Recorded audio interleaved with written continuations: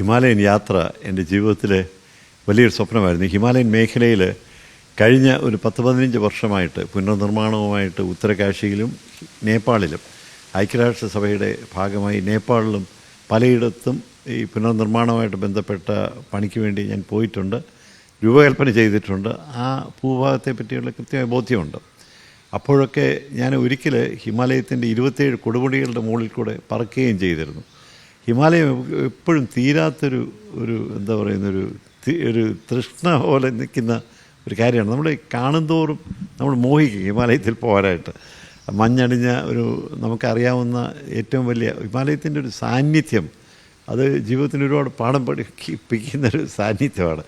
അങ്ങനെ ഞാൻ ഈ രാമേന്ദ്രൻ മാസ്റ്ററിൻ്റെയും അതുപോലെ നമ്മുടെ വിഷ്ണുനാഥൻ നമ്പൂരി സാറിൻ്റെയും ഒക്കെ ഹിമാലയൻ യാത്രകളൊക്കെ വായിക്കുമ്പം ഞാനും മനസ്സിൽ വിചാരിച്ചിരുന്നു ബാക്കി സ്ഥലങ്ങളിൽ അതിൻ്റെ താഴ്വാരത്തിലും മറ്റ് സ്ഥലങ്ങളിലൊക്കെ പോയിട്ടുണ്ട്, കേദാർനാഥിലും ഈ ബദ്രീനാഥിലൊക്കെ പോയിട്ടുണ്ടെങ്കിലും ഈ ഒരു യാത്ര, ഈ കൈലാസ പർവ്വതത്തിന് കൂടെയുള്ളൊരു യാത്ര എനിക്ക് വലിയ മോഹമാണ്. മാനസരോവർ തടാകമൊക്കെ. പക്ഷേ ഇപ്പോഴത്തെ പ്രശ്നം എന്ന് വെച്ചാൽ അത് നമ്മുടെ അതിർത്തികൾക്കപ്പുറമാണ്. ടിബറ്റിലാണ് മാനസരോവർ, അതിൽ കടുത്ത യാത്രാ നിയന്ത്രണം. അപ്പോൾ അതിൻ്റെ പശ്ചാത്തലത്തിൽ ഞാൻ ഒരു 2.5 മാസം മുമ്പ് മോഹൻജി ഫൗണ്ടേഷൻ എന്ന് പറഞ്ഞൊരു ഗ്രൂപ്പുമായിട്ട് ഒന്നിച്ച് ഈ യാത്രയ്ക്ക് പോകണമെന്ന് മാനസികമായിട്ട് തീരുമാനിക്കുന്നു.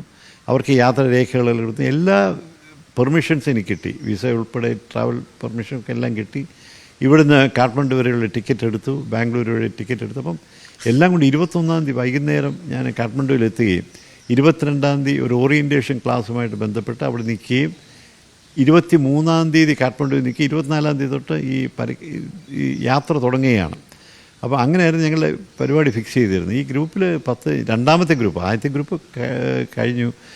2ാമത്തെ ഗ്രൂപ്പിൽ 145 പേരോളം ഉണ്ട്. ഒരുപാട് വിദേശികൾ, 100ഓളം വിദേശികളും ബാക്കി ഇന്ത്യക്കാരുൾപ്പെടെ ഒരു 10, അത്രയും വലിയ സംഘമായിരുന്നു. അപ്പോൾ അങ്ങനത്തെ ഒരു പരിശീലനം കഴിഞ്ഞ് ശാരീരികമായിട്ടും മാനസികമായിട്ടും ഞാനതിന് പൂർണ്ണ രീതിയിൽ തയ്യാറെടുത്തു. കാരണം 2.5 മാസം കൊണ്ട് എൻ്റെ ശാരീരിക ക്ഷമത വർദ്ധിപ്പിക്കുവാനായിട്ട് എൻ്റെ മസിൽ ട്രെയിനിങ്ങും എൻ്റെ കയറ്റത്തിൽ കയറുവാനായിട്ടുള്ള പരിശീലനമൊക്കെ വളരെ കൃത്യമായിട്ട് കഴിഞ്ഞിട്ട് ഞാൻ മാനസികമായിട്ട് തയ്യാറെടുക്കുകയാണ്, ശാരീരികമായിട്ട് തയ്യാറെടുക്കുകയാണ്. ആ സ്വപ്നം പെട്ടെന്ന് പൊലിഞ്ഞു പോകാനുള്ള കാരണം, ഞാൻ കഴിഞ്ഞ വർഷം എനിക്കൊരു രോഗാവസ്ഥയിൽ കൂടെ കടന്നുപോയൊരു സ്ട്രോക്ക് ഉണ്ടായി. അപ്പോൾ അതിൻ്റെ ഒരു പശ്ചാത്തലത്തിൽ എൻ്റെ മകൻ ഒരു തരത്തിൽ എന്നോട് പോകാനായിട്ട് വേണ്ട എന്ന് പറഞ്ഞ് അത് നിഷേധിക്കുകയാണ്, ആ അവസരം നിഷേധിക്കുകയാണ്. ഞാൻ ലക്ഷക്കണക്കിന് രൂപ ചിലവാക്കി എല്ലാം എടുത്തിട്ട് തലേ ദിവസം പറഞ്ഞു അച്ഛൻ പോകണ്ട എന്ന് അവസാന അന്ത്യശാസനം നൽകിയോടുകൂടി ഞാൻ യാത്രയിൽ നിന്ന് പിൻവാങ്ങുകയായിരുന്നു. പക്ഷേ പിന്നീടാണ് മനസ്സിലായത് ഇത് ഒരു പക്ഷേ ഞാൻ ഇന്നലത്തെ ഈ വാർത്തകൾ കാണുമ്പോൾ സത്യം പറഞ്ഞാൽ രക്ഷപ്പെട്ടതിൻ്റെ ആശ്വാസമല്ല, എനിക്ക് ആശങ്കയുടെ കാർമേഘങ്ങളാണ് എൻ്റെ മനസ്സിനകത്ത്. കാരണം ഈ ദുരന്തം നമ്മളെ പഠിപ്പിക്കുന്ന, ഓരോ ദുരന്തം നമ്മളെ ഒന്നും പഠിപ്പിക്കുന്നില്ല. നിങ്ങൾ കണ്ട ഈ മാധ്യമത്തിൽ കൂടെ കണ്ട കാഴ്ചകൾ തന്നെ എത്ര ഹൃദയഭേദമാണ്, കർണകടോരമെന്ന് പറയുന്ന പോലെ ഹൃദയഭേദമാണെന്ന് നമുക്കറിയാം. നമ്മൾ കണ്ടു ഈ തകർന്നടിയുന്ന കെട്ടിടങ്ങളും ഈ ആർത്തലച്ച് പോകുന്ന നദിയുമൊക്കെ വല്ലാത്ത വിഹ്വല കാഴ്ചകളാണ്. ഈ ദുരന്തം തീർച്ചയായിട്ടും നമ്മൾ കാണാത്ത, നിങ്ങൾക്കൊക്കെ അറിയുമോ എന്ന് നിങ്ങൾ ഓർമ്മിച്ചിരിക്കുന്നോ എനിക്കറിയില്ല. 10-35 വർഷം മുമ്പ് ഇതേപോലൊരു സംഘം, ഇതിനേക്കാൾ വളരെ ചെറിയ സംഘം, 40 പേരടങ്ങുന്ന പ്രോത്തിമ ബേഡിയുടെ നേതൃത്വത്തിലൊരു സംഘം അന്ന് ഇതേപോലൊരു അവലാഞ്ചിയിലൊരു ഹിമപാതത്തിൽ അകപ്പെട്ടു പോയിട്ട് 35 വർഷം കഴിഞ്ഞ് മൃതദേഹം പോലും കിട്ടാത്ത ഒരവസ്ഥ. ഹിമാലയത്തിൻ്റെ ഒരു പ്രശ്നം അതാണ്. ഇതിനിടയ്ക്ക് ഇനി എത്തിപ്പെടാൻ കഴിയാത്ത ഭൂമിയിലേക്കൊക്കെ പോവും. മഞ്ഞുപാളിയിൽക്കിടയ്ക്ക് പോയി കഴിഞ്ഞാൽ പിന്നെ ശരീരം പോലും കിട്ടാനായിട്ടുള്ള ഇത് കാണുമെന്ന് എനിക്ക് തോന്നുന്നില്ല. അപ്പം അത്തരം അപകട സാധ്യതകളുണ്ട് എന്നുള്ളത് തീർച്ചയായിട്ടും ഈ വഴികളിൽ കൂടെ സഞ്ചരിക്കുമ്പോൾ നമുക്കറിയാം. അനധികൃതമായിട്ടുള്ള നിർമ്മാണ രീതികളുടെ വലിയ വേലിയേറ്റമാണ്. ഈ കൈലാസ പർവ്വതത്തിലേക്കുള്ള യാത്ര മധ്യേ എന്ന് പറഞ്ഞാൽ മുഴുവൻ ഒരുപാട് വിദേശികൾ കടന്നു പോകുന്ന ഇതാണ്. വിദേശി ടൂറിസ്റ്റുകൾ ഇന്ത്യൻ ടൂറിസ്റ്റുകളും കടന്നു പോകുന്ന വഴിയാണ്. അപ്പോൾ അവർക്ക് വേണ്ടിയുള്ള അനുബന്ധ സൗകര്യങ്ങൾക്ക് വേണ്ടിയുള്ള ഈ കെട്ടിയുണ്ടാക്കുന്ന കെട്ടിടങ്ങൾ യാതൊരു തരത്തിലുള്ള ഈ ഹിമാലയൻ ഒരു ജിയോളജി എന്ന് പറയും, അതിൻ്റെ ഭൂമിശാസ്ത്രവുമായിട്ട് ബന്ധപ്പെട്ട് മണ്ണിൻ്റെ ശാസ്ത്രവുമായിട്ട് ബന്ധപ്പെട്ട് ഉള്ള രീതിയിലാണ് നിർമ്മാണം ചെയ്തുകൊണ്ടിരിക്കുന്നത്. അപ്പം ഇത്തരം അല്ലെങ്കിൽ ഹിമാലയൻ മണ്ണ് വളരെ ദുർബലമാണ്. നമ്മൾ വിചാരിക്കുന്ന പോലെയുള്ള മണ്ണല്ല. പാറയും വെറും മണലും അണിഞ്ഞിട്ടുള്ളൊരു പ്രത്യേകതരം ജിയോളജിക്കൽ ഒരു ഫോർമേഷനാണ്. അവിടെ കെട്ടിടങ്ങൾ വയ്ക്കുന്നത് വളരെ സൂക്ഷിച്ച് വയ്ക്കാനൊക്കെ ഉള്ളൂ. അതിൻ്റെ എഞ്ചിനീയറിംഗ് പരിരക്ഷയും കൂടെ നമുക്ക് ആവശ്യമുണ്ട്. ഒരു എൻജിനീയറിംഗ് പരീക്ഷയില്ലാത്ത അവിടെ നാട്ടിൽ യാതൊരു അറിവില്ല, എൻജിനീയറിംഗ് അറിവില്ലാത്ത ആൾക്കാരെ കൊണ്ടുവന്ന് പെട്ടെന്ന് കെട്ടിപ്പൊക്കി 2-3 മാസം കൊണ്ട് 2 നില കെട്ടിടം കെട്ടിപ്പൊക്കി പൂശാതെയൊക്കെ വെക്കുകയും അതിൻ്റെ ബാക്കി ഒരു പരീക്ഷയില്ല, പെട്ടെന്ന് മുറികളൊക്കെ ഉണ്ടാക്കി, കുറേ മുറികളുണ്ടാക്കി വാടകയ്ക്ക് കൊടുക്കുകയും ചെയ്യുന്ന വളരെ തള്ളിക്കളയേണ്ട ഒരു നിർമ്മാണ രീതിയാണ്. പക്ഷെ അതൊക്കെ പടർന്ന് കയറി.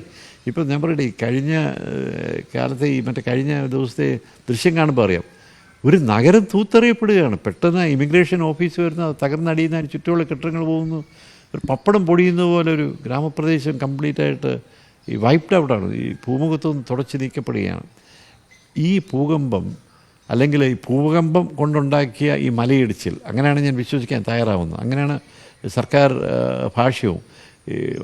ഭൂമി കുലുങ്ങി, മലയിടിഞ്ഞു, അതോടൊപ്പം വെള്ളപ്പൊക്കം ഉണ്ടായി എന്നാണ് ഈ സർക്കാരിൻ്റെ ഔദ്യോഗികമായ ഭാഷ്യം. അപ്പം ഇതിനി വരും. ഈ കാലാവസ്ഥ വ്യതിയാനത്തിൻ്റെ കാലത്ത് ഇനിയും തുടർച്ചയായിട്ട് ഇത് തുടർ നാടകങ്ങളുടെ തുടക്കം മാത്രമാണ്. ഹിമാലയൻ ജിയോളജി, ഹിമാലയത്തിൻ്റെ ആ ഒരു നിലനിൽപ്പ് നമ്മുടെ ഭാരതത്തിനെ സംബന്ധിച്ച് വളരെ വളരെ പ്രഷ്യസാണ്. കാരണം ഒട്ടേറെ ജീവജാലങ്ങൾ, ഒരുപക്ഷെ നമ്മുടെ ഈ രീതിയിൽ നമ്മുടെ ഭൂമിയിൽ ഏറ്റവും അമൂല്യമായിട്ടുള്ള ജീവജാലങ്ങളുടെയും സസ്യജാലങ്ങളുടെയും ഒക്കെ ഒരു വല്ലാത്ത ഒരു അനർഘമായൊരു കലവറയാണ്. അത് നമുക്ക് നിലനിർത്തിയേ തീരുള്ളൂ. അവിടെ മുതൽ ഭൂവിനിയോഗത്തിൻ്റെ കാര്യത്തിലുണ്ടായിരുന്ന എന്താ പറയുന്നത്, അധിനിവേശത്തിൻ്റെ ഒരു വലിയ രീതിശാസ്ത്രം കഴിഞ്ഞ 30 വർഷമായിട്ട് നടക്കുന്നുണ്ട്. അവിടെ പുഴയോരത്ത് മാത്രമല്ല, മലയെല്ലാം വെട്ടി പിളർക്കുകയാണ്. ഈ ഒരു നെഞ്ചകം പിളർക്കുന്ന ഈ കഠോര ശബ്ദങ്ങൾ, ക്വാറികൾ, അതുപോലെ ഈ പാറകൾ ഈ പൊട്ടിച്ചു മാറ്റുന്ന നമ്മൾ ഇന്ന് കണ്ട മറ്റൊരു കാഴ്ച നദിയുടെ അതിൽ കുറുകെ പണിഞ്ഞിട്ടുള്ള 13-14 ജലവൈദ്യുതി സ്റ്റേഷനുകൾ, ചെറിയ ജലവൈദ്യുതി സ്റ്റേഷനിലെല്ലാം ഒലിച്ചുപോയ കാഴ്ചയാണ്. ഇതൊക്കെ തന്നെ വലിയ അപകടങ്ങളുടെ ഒരു സൂചനയാണ്.